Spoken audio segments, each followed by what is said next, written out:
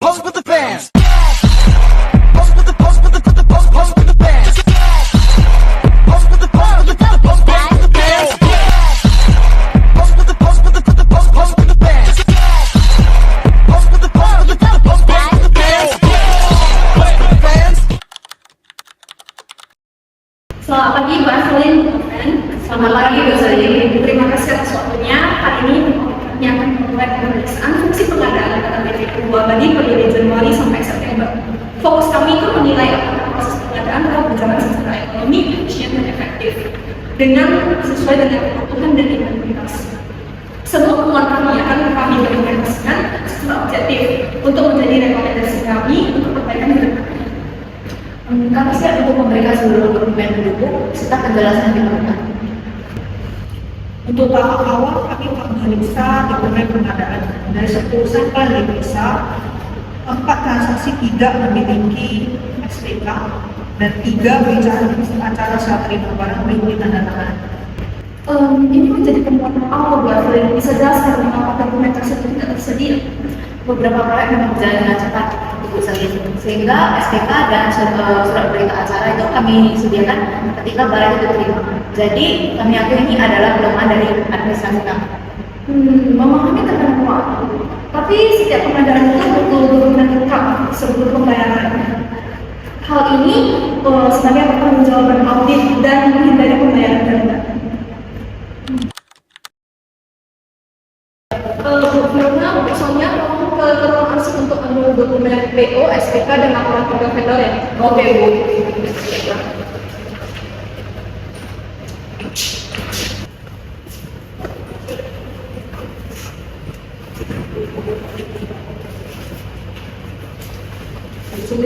Setelah saya periksa, saya melihat harga pembelian listrik ini 275.000. Tapi kalau saya cek di harga pasar, itu hanya 220.000 sampai 230.000 dan tidak ada berita acara tentang negosiasi. Ini ada indikasi harga maaf pembelian. Bu Evelyn, mengapa harga bisa lebih tinggi daripada harga pasar?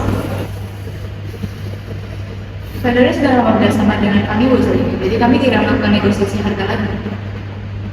Itu tidak cukup. Meskipun vendor tersebut adalah mitra lama, hal ini bertentangan dengan standar audit kita. Bahwa pengadaannya harus dilakukan dengan metode yang transparan dan kompetitif.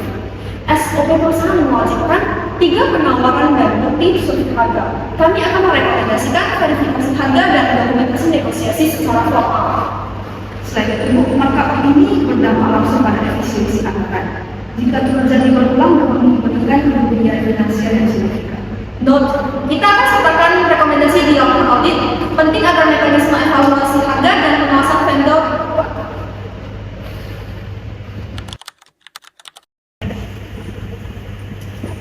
Oke, baik.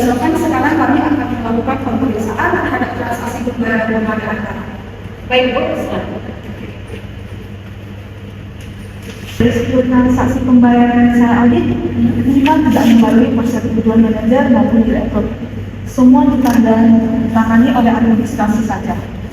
Saya menemukan transaksi ini ditandatangani oleh produksi sendiri. Ini masalahnya serius. Otorisasi berjenjang wajib untuk mencegah penyalahgunaan data. Bu Noven, kenapa ada pembayaran tanpa ada tangan atasannya? Sorry, ini situasi yang sulit. Vendor tersebut adalah termasuk tunggal untuk biaya dan bangun kritis. Jika pembayaran terlambat, produksi akan diberhentikan secara paksa. Jadi kami mengambil keputusan direksi untuk melakukan pembayaran cepat agar biaya operasional tidak terlambat. Tapi tidak bisa cepat melakukan prosedur. Kami akan merekomendasikan dan metode sistem sebelum pembayaran. Audit juga harus rutin memastikan apakah transaksi sesuai dengan prosedur.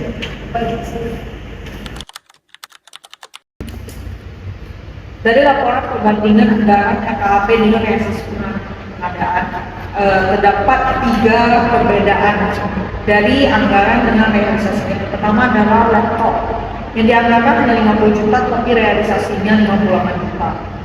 Kemudian handphone yang realisasinya 35 juta dengan anggaran yang hanya 30 juta, dan printer dan alat cetak yang anggarannya 20 juta tetapi realisasinya hanya 19 juta. harga barang naik, jadi kami belum sempat melakukan revisi anggaran. Setiap pengadaan yang melebihi anggaran itu wajib memiliki keseluruhan tambahan. Ini termasuk pengadaan yang melebihi anggaran yang tersedia. Ini akan mengganggu perencanaan keuangan. Jadi kami merekomendasikan sistem verifikasi anggaran sebelum pengadaan untuk meminimalkan risiko kelebihan anggaran.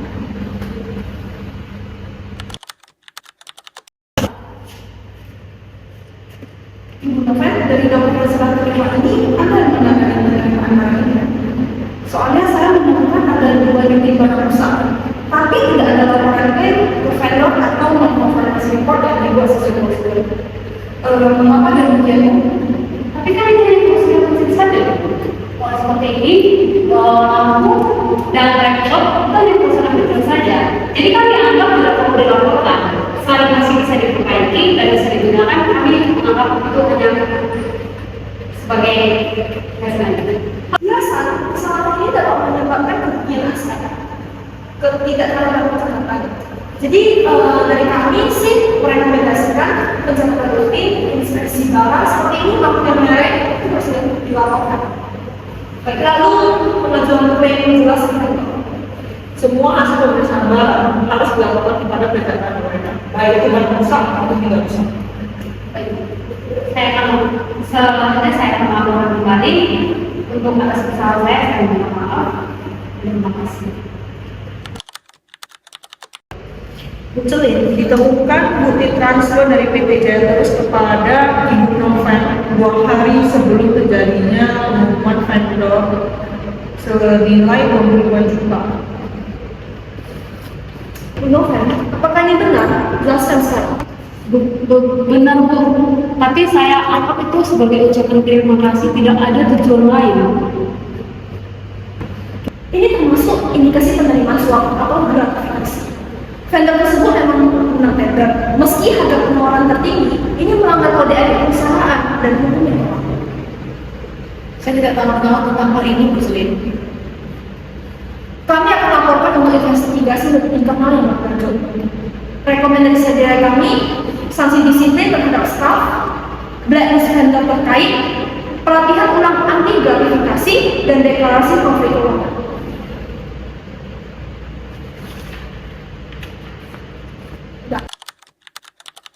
Berdasarkan temuan audit, fungsi pengadaan masih memiliki kelemahan signifikan, seperti maaf harga, dokumen tidak lengkap, pembayaran tanpa diotorisasi, barang rusak yang tidak dikeluarkan, dan indikasi soal network.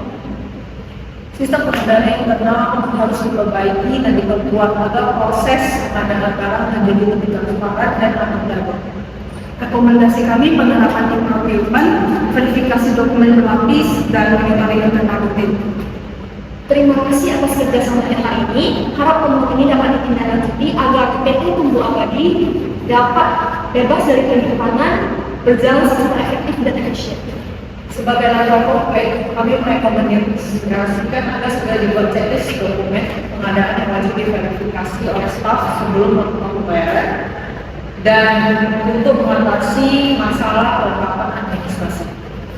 Kami juga menyarankan untuk penerapan sistem e-procurement untuk meningkatkan transparansi serta menegakkan kembali prinsip tiga penawaran untuk memastikan harga yang wajar dan kompetitif. Terima kasih. Kami akan menindaklanjuti rekomendasi ini dengan serius.